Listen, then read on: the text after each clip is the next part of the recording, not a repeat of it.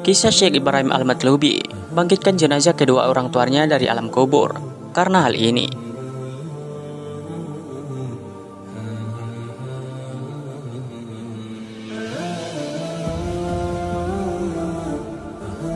dikisahkan Syekh Ibrahim begitu kebingungan melihat salah satu santrinya yang seringkali menyendiri dan menangis secara tiba-tiba tanpa sebab.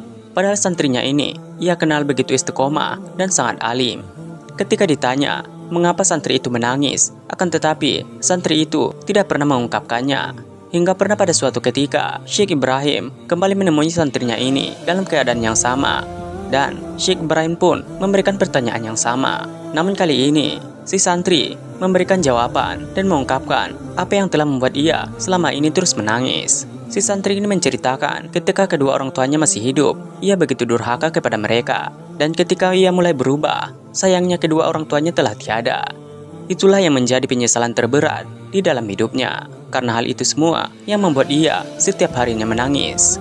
Syekh Ibrahim pun berkata, "Antarkan aku untuk berziarah ke makam kedua orang tuamu."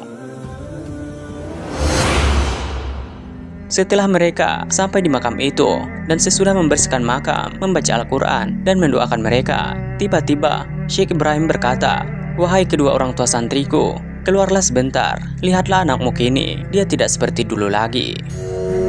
Tiba-tiba hal di luar nalar pun terjadi.